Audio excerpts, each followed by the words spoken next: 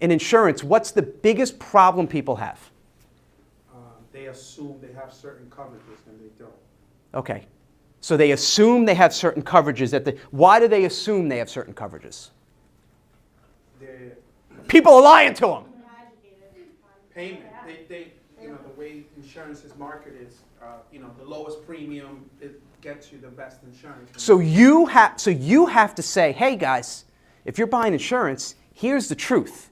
And there's a good chance you're getting screwed. Instead of everyone hiding and trying to like play the game and everyone's saying the same thing, everyone's saying, we're the best, we service. It's like, if you get insurance, there's a really good chance you're getting screwed because you're not reading the fine print. You guys have to cause a ruckus. What movie is this from? Animal House. What's that? Animal House. Someone said meatballs. Please. It's all right. Bill Murray. Okay. We'll forgive you. Get the hell out. I'm obsessed with like pop culture and movies. You want to cause a ruckus in your market. That's the key. Cause a ruckus. Now you could do it nicely. You don't want to go up and go to an event and say, by the way, every insurance agent is a slimy, lying a-hole. What you say is, look, no, I'm serious. I'm saying in terms of picking a fight, right? You want to say, look, there are some really good agents out there. There's some really noble ones who are telling you the truth. There are. But there are some that are lying to you. There are some that are misleading you. There are some really good shaving bombs, but there are some that are filling it with crap. Right? There are some good people teaching workshops, but there are some people who are not telling you the truth. So cause a ruckus, pick a fight. The biggest sin you could make in your marketing, and I think, Handy, you're learning this because I watch your emails and they're starting to get more personal now. The biggest sin you could have in your marketing, biggest sin is being boring. Being boring.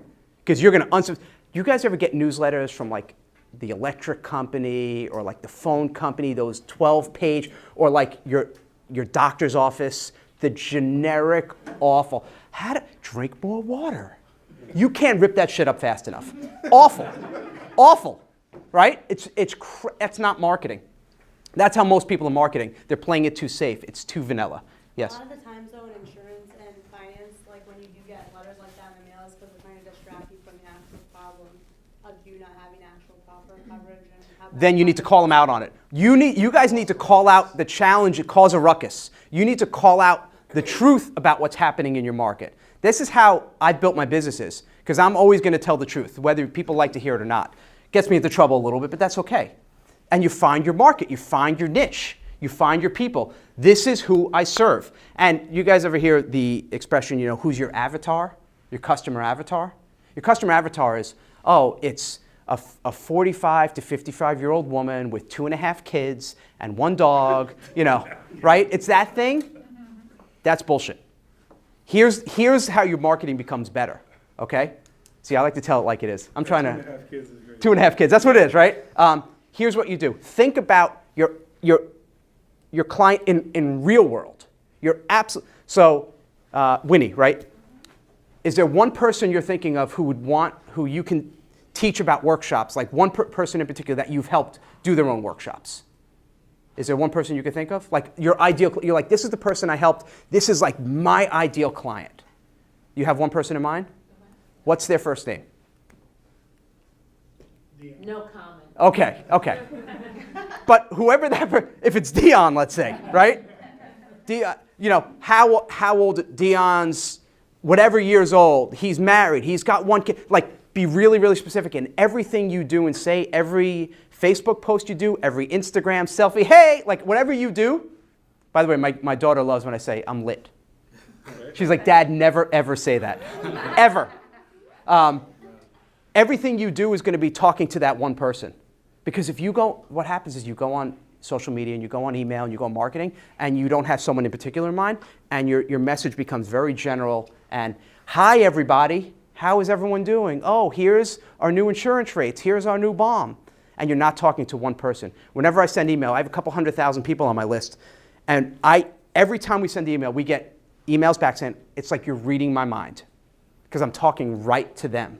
I'm thinking of one particular person who we're marketing to. With the new health company, there's one woman. I went to high school with her. She's 45 years old. She has 2 kids. She's been married for like 16 years. She's a professional photographer. I know her really, really well. When I do all my marketing, I'm thinking of her. And that's why my marketing is so direct and so clear. You got to get there. What you can do, here's a little kind of trick. Sometimes it's as easy as looking at your products or your services and taking out one thing. Like, what's the most powerful benefit your product or service has? The one thing. And you could build a whole marketing campaign. We built this. This was one of our most successful businesses. So we had a supplement company, and our biggest seller in one of our companies was krill oil. You guys, you know what krill oil is? A really good omega, and I love krill oil. I love it. So it was our number one seller in one of our companies. I said, let's create a spin-off company. Take krill, because krill oil and fish oil, it has so many benefits, and it sounds like a scam when you say all the cool, oh, it does your hair, your skin, your heart. One of the best benefits is really good for heart health. So I said, let's take that, let's focus on that, and I came up with this name, Omega K. Omega with the omega-3 fatty acids, and K for krill. And it was just, this entire product was just krill oil. 1,000 milligrams of krill oil was targeted towards men 50 and over. And this is the one we were spending over $30,000 a day because we couldn't keep it in stock. It was the same exact product we were selling to other people, labeled it differently, focused on one benefit. You guys ever hear of a product? I'm gonna date myself a little bit. The Thigh Master. You guys remember the Thigh Master? Suzanne Summers? Yeah. Do you know? So that was a huge hit, one of the biggest fitness product sellers, best sellers of all time. When it first came out, it was positioned as a because the product was this springy thing. You kind of put it between your legs, right? It was your Thigh Master.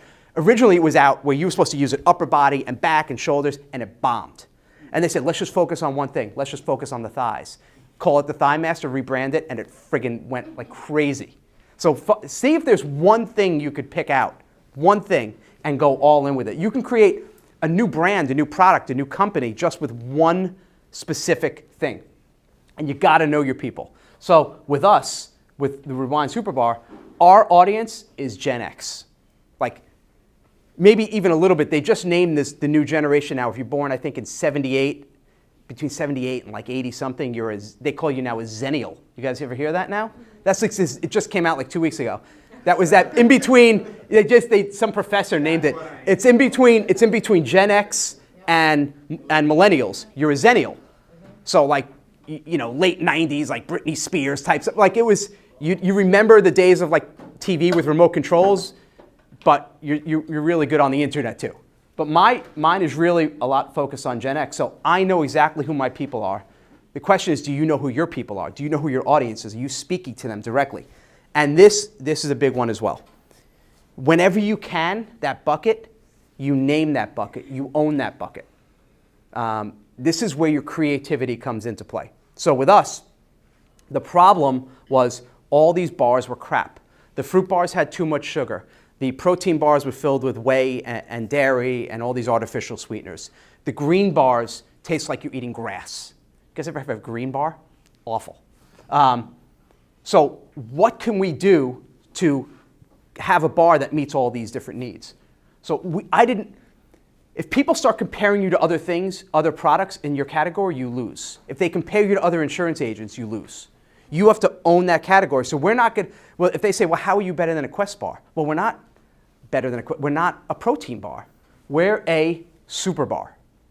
That's what we are. We're not a protein bar. We're not an energy bar. We're not a green bar. We're a super bar. What is it you do? Right? What's that thing? What's that bucket you can own?